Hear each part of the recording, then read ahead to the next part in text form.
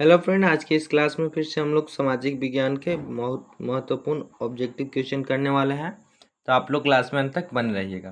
तो चलिए क्लास को स्टार्ट करते हैं। तो आज का हमारा सबसे पहला जो प्रश्न है वह है कि भारत में सर्वाधिक गेहूं का उत्पादन जो है से किस राज्य में होता है। सर्वाधिक गेहूं का उत्पादन भारत में, इंडिया के अंदर कहाँ पर होता है, किस राज्य में होता है।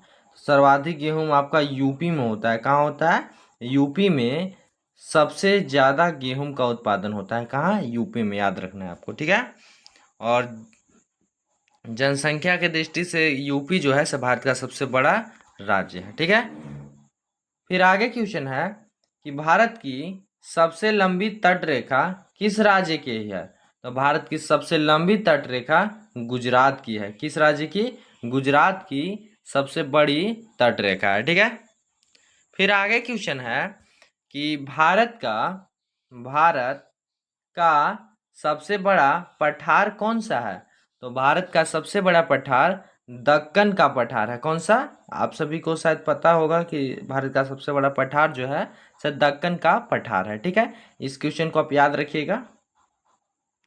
फिर आगे प्रश्न है कि गंगा नदी का उद्गम स्थल कहाँ है। गंगा नदी का उद्गम स्थल कहाँ है। तो गंगा नदी का उद्गम स्थल गंगोत्री है। कौन? कहाँ? तो गंगोत्री हो जाएगा, ठीक है। फिर अगला प्रश्न है कि भारत का जलवायु जो है किस प्रकार का है। तो भारत का जलवायु मानसूनी जलवायु है। मानसूनी जलवायु है भारत की जलवायु, ठीक है। आपसे पूछेगा कि भारत की जलवायु को क्या कहते हैं, तो मानसूनी जलवायु कहते हैं, ठीक है ना। और हम बहुत फास्ट रिवीजन कर रहे हैं, इसके चलते क्वेश्चन आंसर लिख के लाए हैं और जल्द से जल्द हमारा ज़्यादा कम समय में ज़्यादा क्वेश्चन कैप्चर हो जा रहा है। फिर आगे चलते हैं। आगे है कि तेल पाइपलाइन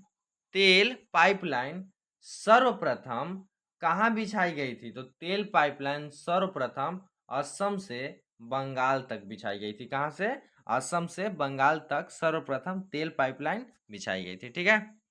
फिर अगला प्रश्न है कि भारत में सबसे अधिक खनिज कहाँ पाए जाते हैं। तो भारत में सबसे अधिक खनिज झारखंड में पाए जाते हैं। कहाँ पाए जाते हैं? झारखंड में सबसे अधिक खनिज पाए जाते हैं भारत के अंदर, ठीक है। फिर आगे प्रश्न है कि कौन सी नदी भारत में जीवन रेखा कहलाती है। तो जो गंगा नदी जो है भारत में जीवन रेखा कहलाती है, गंगा नदी, ठीक है। यह क्वेश्चन चांस नहीं है कि पूछेगा, फिर भी है तो याद कर लीजिएगा। फिर आगे है कि भाखड़ा नांगल परियोजना किस नदी पर है। तो भाखड़ा नांगल परियोजना सतलज नदी पर है। कहाँ? सतलज नदी पर है भाखड़ा नांगल परियोजना, ठीक है। सतलज दे दिया रहता है, सतलज याद रखिए। फिर है कि कौन सा राज्य कृषि का कटोरा कहलाता है। तो कृषि का कटोरा हम लोग पंजाब का कहते हैं। यह तो आप लोग को याद ही होगा, कृषि का कटोरा किसे कहा जाता है, तो पंजाब को कहा जाता है, ठीक है। फिर आगे प्रश्न है कि भारतीय लोकतंत्र किस प्रकार का है। तो भारतीय लोकतंत्र संसदीय लोकतंत्र है। कौन सा लोकतंत्र है? संसदीय लोकतंत्र है भारतीय लोकतंत्र, ठीक है। फिर आगे है प्रश्न कि संविधान निर्माता सभा के अध्यक्ष संविधान निर्माता सभा के अध्यक्ष कौन थे। तो डॉक्टर राजेंद्र प्रसाद थे। कौन थे? डॉक्टर राजेंद्र प्रसाद थे, ठीक। फिर आगे प्रश्न है कि भारतीय संविधान की प्रस्तावना में कितने शब्द हैं। तो कुल 85 शब्द हैं। कितने शब्द हैं? 85 शब्द हैं भारतीय संविधान की प्रस्तावना में, ठीक है। आगे फिर क्वेश्चन है कि लोकतंत्र का स्तंभ किसे कहा जाता है। तो लोकतंत्र का स्तंभ जो है तो संसद को कहा जाता है। किसको कहा जाता है? संसद को कहा जाता है लोकतंत्र का स्तंभ, ठीक है। और आज का जो अंतिम प्रश्न है से है कि संविधान निर्माण में कितने सदस्य थे। तो संविधान निर्माण में कुल 299 सदस्य थे। कितने?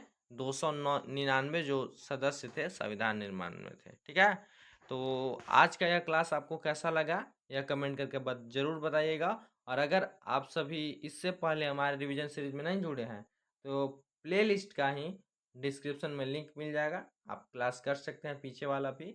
और अगर इन सब क्लास का आपको नोट्स चाहिए तो आप व्हाट्सएप ग्रुप में जुड़ सकते हैं।